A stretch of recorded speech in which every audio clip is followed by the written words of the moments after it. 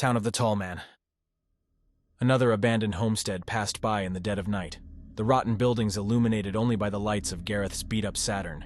He counted it in his head as he continued down the endless, winding road through the rolling hills of the Dakotas.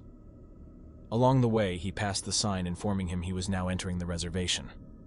Once a welcoming sight, it now felt as hollow as the decaying structures that had littered the roads in small towns up until then. He could already hear his father-in-law warning him to be careful when driving onto the res at night.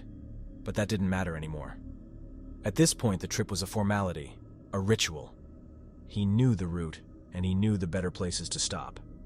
He'd spend the night somewhere decent and finish his journey in the morning before returning back to what now passed as his home. His car forced itself uphill and through the steep curve of the cracked road, the engine griping as if it was as tired of this journey as he was. Thankfully, Fort Ridge was not too far ahead. It was another 15 minutes of driving in darkness and silence before he made his way past the faded homes on the outskirts. Gareth gave cursory glances to his surroundings, the few working street lamps illuminating the empty streets and closed buildings. The grill was closed for the night, and the bar lacked so much as one vehicle in front of it. Not a single person stirred, and even after rolling down the windows, he didn't hear so much as a stray dog howling in the void. He sighed. Had it really been so long since last he came this way? Or was it always like this, and he had just never noticed? No matter.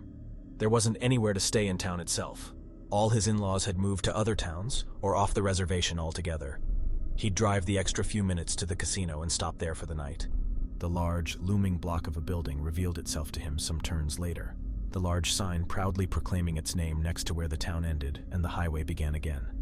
The casino also looked oddly empty, but at least he saw some cars present and enough light to assuage any doubts he had. The casino's nearby gas station was also lit up, a practical mecca of illumination after the suffocating blackness he'd been coping with for the past several hours.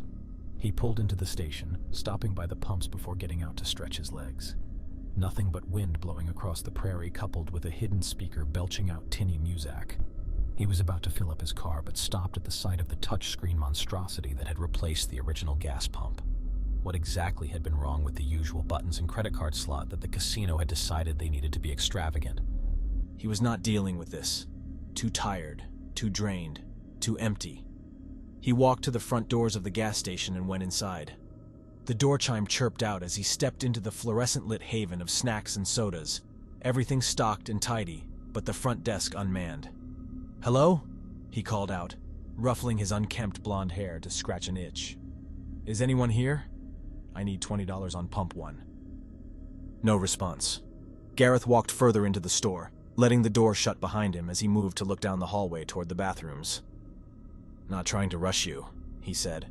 "I just don't want to have to deal with the touchscreen. It's been a long night." Still nothing. Just the easy listening playing at its muted volume. "Never mind," he called out, turning around and going back out the door to the same chime. Perhaps if it was earlier in the day he would have been concerned, but this late at night he just wanted a hotel room with a bed he could throw himself onto.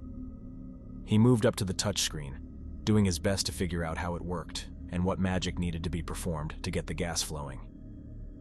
A few minutes and $20 later, the Saturn was ready for the trip tomorrow. He returned the nozzle to its holder and pulled himself into the car, the thought of a bed growing ever more prevalent in his mind. He started the car and moved away from the pump, sparing one more glance back. In the window he could see a shape, a dark figure hidden behind the glass of the gas station, features obscured as it seemed to be watching him. Perhaps the attendant was there after all, Gareth thought, too busy in the back or on his break, or otherwise unwilling to help a customer with something they could eventually figure out on their own. He waved to the shape as he turned his car around and moved away from the gas station. When he looked behind him, the figure had vanished from the window.